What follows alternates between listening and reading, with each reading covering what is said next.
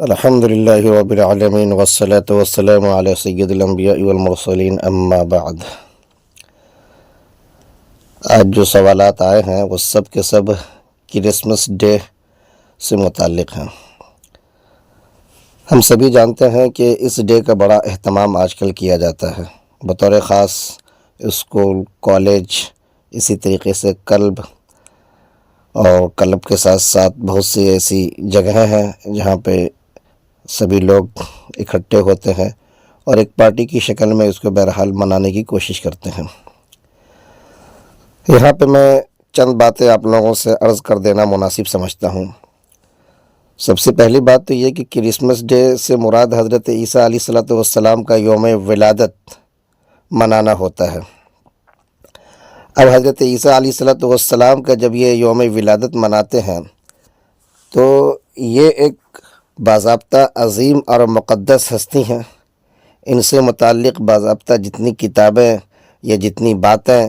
Authentic ہم سب کو مل سکتی ہے، ان کو سب سے پہلے دیکھنا یہ ضروری ہوتا ہے،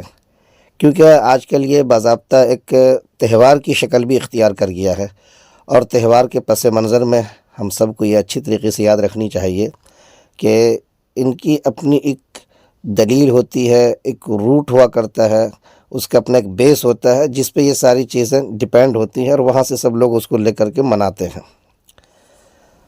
تو آئیے سب سے پہلے ہم یہ دیکھتے ہیں کہ اس کے پیچھے عقیدہ کیا ہے۔ دراصل عیسائیوں کا عقیدہ یہ ہے کہ 25 دسمبر کو حضرت عیسیٰ علیہ السلام کی ولادت ہوئی ہے،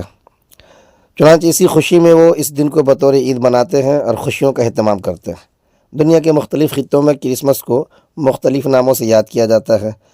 اور عالم عیسائیت میں دیکھیں گے بڑے بڑے مسیحی فرقے اس دن کو کرسمس کے نام سے ایک مقدس مذہبی تہوار کے طور پر بڑی دھوم دھام سے مناتے ہیں۔ لیکن حضرت عیسیٰ علیہ السلام کی پیدائش اور دین اور مذہب کے نام پر اس حوالے سے کیا کیا خرافات انجام دی جاتی ہیں،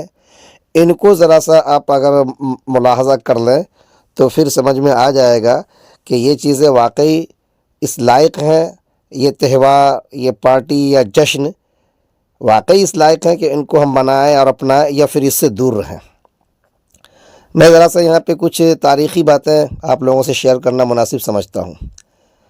لفظ کرسمس جو ہم لوگ بولتے ہیں، اس کے متعلق جو وضاحت خود ان کے لوگوں نے کی ہے، پہلے اس کو ہم سمجھ لیں۔ آپ یونیورسٹی آف انڈروس میں شعبہ دینیات و تاریخی کلیسا کے پروفیسر رہے ہیں ڈاکٹر سمیع البیکاسکی،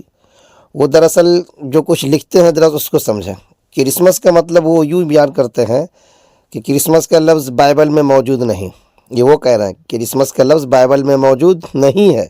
یہ اصطلاح دو الفاظ کرسٹ یعنی مسیح اور ماس یعنی کیتھولک رسم کو ملا کر بنائی گئی ہے، جس کا مفہوم یہ ہے کہ ایسی کیتھولک رسم جو 25 دسمبر کی رات کو مسیح کی ولادت کے دن کی یاد میں منائی جاتی ہے۔ اب حیرت کی بات یہ ہے کہ بائبل میں تو یہ ہے نہیں۔ بعد میں آپ عہد نامہ جدید اگر دیکھ لیں، اولڈ ٹیسٹ منی کے ساتھ ساتھ نیو ٹیسٹ منی جس کو کہا جاتا ہے، تو اس میں بھی آپ کو یہ بات ملے گی کہ مسیح کی ولادت کو ہر سال بحیثیت تہوار منانے کا اشارہ تک وہاں موجود نہیں۔ اناجیل، انجیل نہیں، اناجیل اربع جو کہلایا جاتا ہے، الگ الگ حواریوں کے حوالے سے جو انجیلیں منقول ہو کر کے ہم تک آئی ہیں، ان سارے کے اندر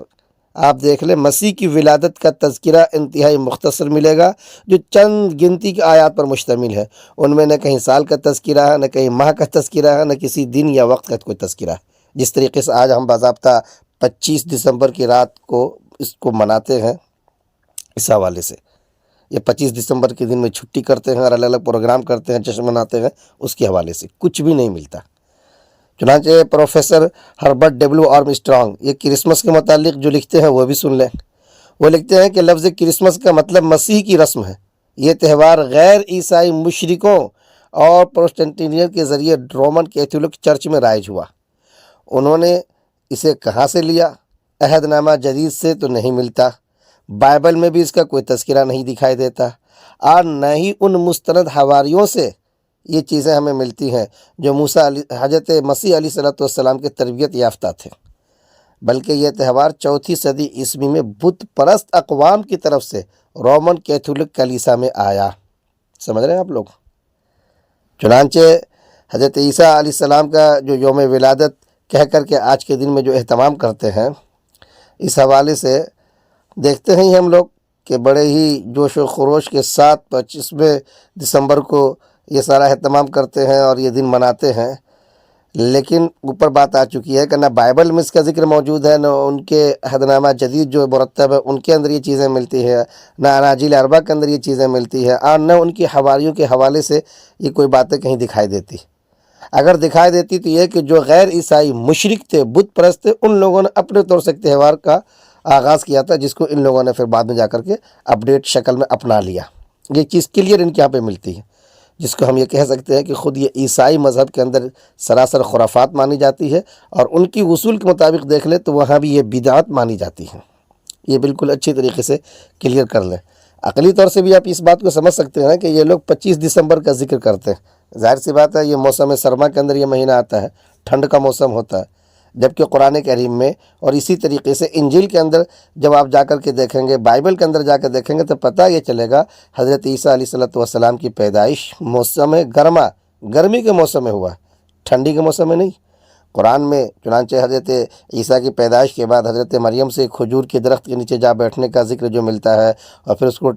ٹہنی کو ہلانے کا، پھر جو پکے ہوئے کھجور گرے اس کو کھانے کا، جو کچھ بھی وہاں پہ ذکر ملتا ہے، یہ سب اس موسم کو بتاتا ہے جو موسم گرما ہے، گرمی کا مہینہ، نہ کہ سردی کا مہینہ۔ یہ تو سردی کے مہینوں میں اس کو اپنا رہے ہیں، آپ اچھی طریقے سے اس کو دیکھ سکتے ہیں۔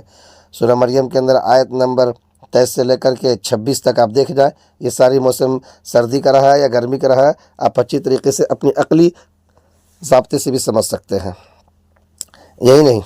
پیچھے آپ کو ہم بتا چکے ہیں کہ بائبل کے حوالے سے ہو یا عہد نامہ جدید کے حوالے سے ہو، وہاں پہ بھی اس کا کوئی ایسا ذکر بالکل نہیں ملتا ہے۔ ہاں اگر ملتا ہے تو کیا ملتا ہے؟ بت پرست جو لوگ غیر عیسائی مشرک تھے ان کے حوالے سے یہ ساری چیزیں ملتی ہیں۔ چنانچہ پاگان کسٹم کے حوالے سے، مشرکوں کے جو رسم و رواج تھے اس کے حوالے سے آپ جا کے دیکھیں گے تو آپ کو یہ چیز اچھی طریقے سے مل جائے گی۔ چنانچہ اس کے سلسلے میں ایک بات یہ بھی کہی جاتی ہے کہ روم کے اندر ایک تہوار منائی جاتی تھی، اس میں یہ لوگ سورج دیوتا کا، یعنی کہتے تھے کہ 25 دسمبر کو سورج دیوتا ایک نئی شکل میں جا کے ظاہر ہوتے ہیں، اس کو ان لوگوں نے دیوتا کا جو ایک روپ دے رکھا تھا اس کے حوالے سے ایک تہوار کا آغاز کیا تھا، جس کو ان لوگوں نے جا کر کے اپنا لیا، جو ایک انتہائی محرف شکل کہہ لیجیے کہ ان کی ہو سکتی ہے۔ یہ پیچھے بات آ چکی ہے، دو لفظوں کو ملا کر کے لوگ کرسمس بولتے آئے ہیں، ٹھیک ہے نا۔ اب اس کے حوالے سے جو میں نے بائبل کا ذکر کیا، اناجیل اربع کا ذکر کیا ہے، یا عہد نامہ جدید کا جو آپ سے تذکرہ کیا ہم نے، اس کے علاوہ اگر آپ جا کے دیکھیں تو انسائکلوپیڈیا امیریکانہ ہو یا کیتھولک انسائکلوپیڈیا ہو، ان دونوں کے اندر آپ دیکھیں گے تو یہی باتیں جا کے ملتی ہیں کہ یہ ایک مشرکوں کا ایجاد کردہ رسم ہے، یہ مشرکوں کی طرف سے جو تہوار کا سلسلہ شروع ہوا تھا اس کا ایک اپڈیٹ ورژن ہے، اور اپنے آپ میں خود یہ ایک خرافات ہے، اپنے آپ میں خود ایک بدعت ہے یہ۔ چنانچہ آپ جا کر کے ان دونوں انسائکلوپیڈیا میں آپ دیکھ لیں، یہ چیزیں وہاں پہ جا کر کے آپ کو مل جائیں گی۔ یہی نہیں، ان کے بہت مشہور جو لکھنے والے رہے ہیں اس کے مذہبیات کے اوپر، مارٹن کولنز ہو، اس کے ریمارکس آپ جا کے دیکھ لیں، وہ بھی بڑے اچھے انداز سے بتا دیں گے۔ اسی کے ساتھ ساتھ بائبل کے اندر جو مزید تعلیمات ہے کہ خرافات سے بچو، نئی نئی ایجادات اور بدعات سے دین کے نام پہ تم بچو، ان کو جا کے دیکھ لیں۔ پطرس کے نام جو لیٹر لکھے گئے، سیکنڈ لیٹر، آپ ان کو جا کے دیکھ لیں، اس میں کیا کیا چیزیں ملیں گی۔ باضابطہ بائبل میں بھی یہ ہے کہ مشرکین کے میلوں سے، عیدوں سے، تہواروں سے بچ کر رہو، ان میں شرکت نہ کرو۔ فرمان باری تعالیٰ ہے کہ اے اسرائیل کے گھرانے، وہ کلام جو خداوند تم سے کرتا ہے سنو، خداوند یوں فرماتا ہے کہ تم دیگر اقوام کی روش اختیار نہ کرو۔ پطرس کے نام آپ لیٹر دیکھ لیجئے، یا انجیل یرمیہ دیکھ لیجئے، اس میں یہ چیز مل جائے گی۔ اسی طریقے سے آپ آگے جا کر کے دیکھیں گے تو اس میں یہ چیز ملے گی آپ کو، جہاں پہ بدعت کا ذکر آیا بائبل کے اندر تقریباً 20 مقامات پہ آیا ہے، اس میں ہے کہ بدعت کرنے والے خدا کی بادشاہی کے وارث نہیں ہوں گے۔ یہ بدعت سے نفرت دلانے کے لیے بات آئی ہے، اور پیچھے میں بتا چکا ہوں کہ یہ سراسر اپنے آپ میں بائبل کے مطابق، عہد نامہ جدید کے مطابق، اور اسی طریقے سے اناجیل اربع کے مطابق یہ بدعت ہے۔ یہ مشرکوں کے ایجاد کردہ جو سلسلہ تھا اس کو اپڈیٹ شکل میں ان لوگوں نے اپنا لیا ہے۔ آگے ہے باضابطہ پطرس کے نام جو میں نے لیٹر کہا آپ میں، اس میں جا کے دیکھ لیں آپ، اس میں ہے کہ تم بھی جھوٹے استاد ہوں گے جو پوشیدہ طور پہ ہلاک کرنے والی بدعتیں نکالیں گے، بدعتیں گھڑیں گے، اور اپنے آپ کو پھر جلد ہلاکت میں وہ ڈال لیں گے۔ تو اس سے اندازہ لگائیے کہ بائبل کی تعلیم کیا رہی ہے، بائبل کی ہدایت کیا رہی ہے، اور آج یہ لوگ کس چیز کو انجام دے رہے ہیں۔ یہ تو میں نے کہا کہ بائبل کے حوالے سے کچھ دیکھ لیتے ہیں، اس کو انسائکلوپیڈیا جو ہے امریکانہ ہو یا کیتھولک ہو، اس کو آپ دیکھ لیجئے، ساری چیزیں مل جائیں گی۔ اب آتے ہیں یہ جو مسلمان حضرات جو اس طریقے کے سوالات بھیجتے ہیں، ان سے میں کہنا چاہوں گا کہ جب یہ مانتے ہیں کہ یہ یوم ولادت ہے ان کا، تو ولادت کے پیچھے کہنا کیا چاہتے ہیں وہ بھی سمجھنے کی ضرورت ہے۔ آج یہ زمانہ یا آج کی جو یہ بگڑی ہوئی قوم ہے، ان کا عقیدہ یہ کہ حضرت عیسیٰ جو ہے یہ اللہ تبارک تعالیٰ کی اولاد ہے، ٹھیک ہے نا، یہ ان کا لڑکا ان کو مانتے ہیں۔ یہ خود اپنے آپ میں کتنا خطرناک ہے ایسا ماننا، یا ایسے ماننے والوں کو سپورٹ کرنا، ان کے دیکھا دیکھی ان کی باتوں کو اپنانا۔ ایک تو اور بھی بہت ساری خرافات اور جھوٹ ہے، سانتا کلاز آئیں گے، بچوں سے کہا جاتا ہے تمہارے بیگ میں یا تمہارے سرہانے میں چاکلیٹ ڈال جائیں گے، یہ ہوگا وہ ہوگا، جو سراسر فراڈ اور جھوٹ ہے۔ یہ بچوں کو بتائیے اس طریقے کی چیزیں اور اس طریقے کی باتیں بتائی جاتی ہیں، ان کی طبیعت پہ، ان کی مزاج پہ کیا اثر پڑتا ہوگا۔ پھر یہ ہے کہ حضرت عیسیٰ کو یہ لوگ جب خدا کا بیٹا مانتے ہیں، نعوذ باللہ من ذالک، تو اللہ تبارک و تعالیٰ کے اوپر کتنا بڑا یہ الزام اپنے آپ میں آتا ہے، اس کو سمجھنے کی ضرورت ہے۔ خود حضرت عیسیٰ کے امی کے اوپر کس طریقے کا الزام ثابت ہو سکتا ہے، اس کو سمجھنے کی ضرورت ہے۔ آپ جانتے ہیں قرآن کریم کے اندر آپ جا کے دیکھیں، سورہ مریم میں کیا ہے؟ وَقَالُوا اتَّخَذَ الرَّحْمَنُ وَلَدًا لَقَدْ جِئْتُمْ شَيْئًا إِدًّا تَكَادُ السَّمَاوَاتُ يَتَفَطَّرْنَ مِنْهُ وَتَنشَقُّ الْأَرْضُ وَتَخِرُّ الْجِبَالُ حَتَّى أَن دَعَوْا لِلرَّحْمَنِ وَلَدًا وَمَا يَنبَغِي لِلرَّحْمَنِ أَن يَتَّخِذَ وَلَدًا، کہ انہوں نے کہا کہ رحمان نے کوئی اولاد بنا لی ہے۔ بلا شبہ یقیناً تم ایک بہت بھاری بات کو لے آئے ہو، قریب ہے کہ آسمان اس وجہ سے پھٹ پڑے، زمین شق ہو جائے، پہاڑ ڈھہ کے گر پڑے، کیونکہ انہوں نے یہ کہہ دیا کہ رحمان کے لیے کوئی نہ کوئی اولاد ہے۔ ارے حالانکہ رحمان کے لائق نہیں ہے، ان کی شان کے خلاف ہے کہ کوئی اولاد ان کی ہو اور کسی کو اولاد بنائے۔ یہی نہیں، آپ صرف اور صرف قل واللہ احد پڑھ جائیے تو اس میں پتہ یہ چل جائے گا کہ جتنے بھی اس طریقے کے باطل عقیدے رکھنے والے ہیں، کبھی یہود کہتے تھے حضرت عزیر اللہ تعالیٰ کے بیٹے ہیں، مسیح کے حوالے سے عیسائی کہتے تھے کہ یہ اللہ کی بیٹے ہیں، فرزند ہیں، مشرکین اور کافرین کو دیکھ لیجئے، وہ لوگ کہتے ہیں دیوی دیوتا اللہ تعالیٰ کی بیٹیاں ہیں، اور نہ جانے کتنے سارے سینکڑوں معبود وہ لوگ بنا رکھے تھے، ان سب کی سختی سے تردید آ گئی۔ قل هو اللہ احد، کہہ دیجئے اللہ ایک ہے۔ اس کے بعد اللہ الصمد، وہ بے نیاز ہے، کسی کا محتاج نہیں ہے، بیٹے اور بیٹیوں کا۔ آگے مزید تفصیل کر دی گئی، لم یلد ولم یولد، نہ کسی کو اس نے جنا ہے نہ کسی سے وہ جنا ہے، ولم یکن لہ کفوا احد، خلاصہ یہ سمجھ لو کہ اس کے جیسا، اس کے ہم مثل، اس کا ہمسر کوئی ہو ہی نہیں سکتا۔ یہ ساری وضاحتیں قرآن کریم کے اندر باضابطہ آئی ہیں۔ حدیث کے اندر جا کے آپ دیکھیں گے تو آپ کو حدیث قدسی ملے گی، قال اللہ کذبنی ابن آدم ولم یکن لہ ذلک وشتمنی ولم یکن لہ ذلک فاما تکذیبہ ایایا فقولہ لن یعیدنی کما بدأنی وَلَيْسَ أَوْغَدُ الْخَلْقِ بِأَهْوَنَ عَلَيَّ مِنْ عِيَادَتِهِ وَأَمَّا شَتْمُهُ إِيَّايَ فَقُولُهُ اتَّخَذَ اللَّهُ وَلَدًا وَأَنَا الْأَحَدُ الصَّمَدُ لَمْ يَلِدْ وَلَمْ يُولَدْ وَلَمْ يَكُنْ لِي كُفُوًا أَحَدٌ۔ حضرت ابو ہریرہ سے روایت ہے کہ رسول اللہ صلی اللہ علیہ وسلم نے فرمایا، اے ابن آدم مجھے جھٹلاتا ہے، ابن آدم نے مجھے جھٹلایا، حالانکہ اس کے لیے یہ چیز مناسب نہیں تھی، اس نے مجھے گالی دی، حالانکہ اس کا یہ حق نہیں تھا۔ اور پھر تفصیل بتائی گئی اس کی کہ اللہ تعالیٰ کہتا ہے کہ مجھے جھٹلانا یہ ہے کہ ابن آدم کہتا ہے کہ میں اس کو دوبارہ پیدا نہیں کر سکتا، حالانکہ میرے لیے دوبارہ پیدا کرنا اس کے پہلی مرتبہ پیدا کرنے سے زیادہ مشکل نہیں۔ اور اس کا گالی دینا مجھے یہ ہے کہ وہ کہتا ہے کہ اللہ تعالیٰ نے اپنا بیٹا بنایا ہے، حالانکہ میں ایک ہوں، بے نیاز ہوں، نہ میری کوئی اولاد ہے، نہ میں کسی کا اولاد ہوں، اور نہ ہی کوئی میرے برابر ہے۔ یہ احادیث دیکھ لیجئے، آیات دیکھ لیجئے، اور خود میں نے یہ کہہ دیا کہ عہد نامہ جدید کے اندر جا کے دیکھ لیجئے، بائبل کے اندر دیکھ لیجئے، اناجیل اربعہ کے اندر آپ دیکھ لیجئے، پطرس کے نام جو لیٹرز ملتے ہیں اس کو دیکھ لیجئے، آپ انسائکلوپیڈیا امریکانہ کو دیکھ لیجئے، انسائکلوپیڈیا کیتھولک کو دیکھ لیجئے، سبھی میں سراسر اس طرح کے تہوار کو خرافات قرار دیا گیا، بدعت قرار دیا گیا، ڈرایا اور دھمکایا گیا ہے باضابطہ۔ یہ جتنی بھی غیر عیسائی مشرکین بت پرست ان کا آغاز کردہ، ان کی واہی تباہی یا خرافات کی چیزیں ہیں جس کو ان لوگوں نے آج کے ڈیٹ میں اپنا لیا ہے۔ تو میرے بھائیوں، آپ جب ان کے حوالے سے ساری چیزیں دیکھیں گے تو، اور قرآن اور احادیث کے حوالے سے جب ساری چیزیں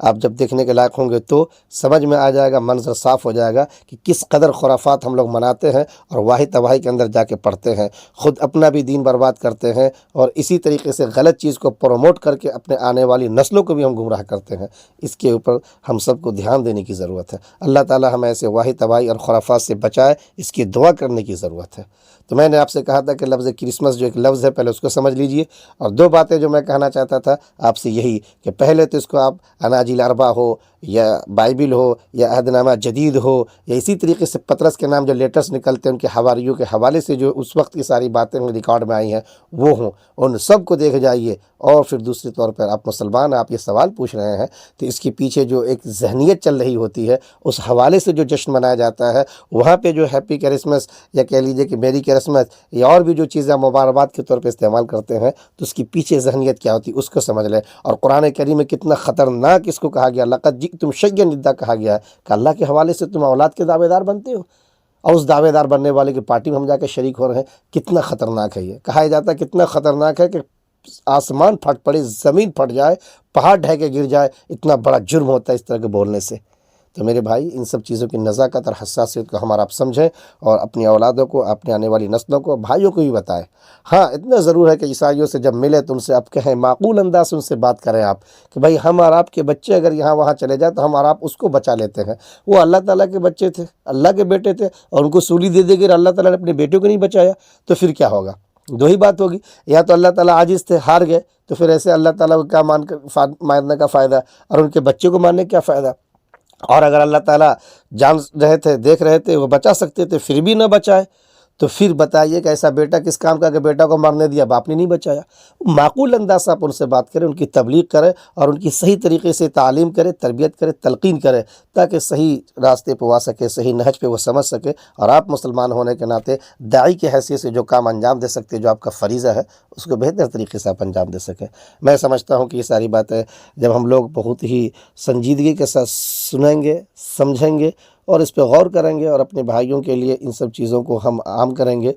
تو کسی حد تک ہمارا یہ فریضہ ادا ہو پائے گا اور صحیح باتوں کو ہم پھیلانے والے بن پائیں گے۔ جزاکم اللہ خیر، شکرا جزیلا۔ ان باتوں کو ہم سب عام کریں۔ اس مجلس کی جو باتیں ہوئی ہیں میں سمجھتا ہوں یہ ریکارڈ کر لی گئی ہوں گی، تو ان کو بھی منظر عام پہ لانے کی کوشش کریں، اور اگر اس کو یوٹیوب چینل پہ ڈالتے ہیں تو وہاں میری اپیل ہوگی کہ آپ چینل کو سبسکرائب کر لیں تاکہ مزید اس طریقے کی مفید باتیں بر وقت آپ کو ملتی جائے اور مل سکے۔ جزاکم اللہ خیر۔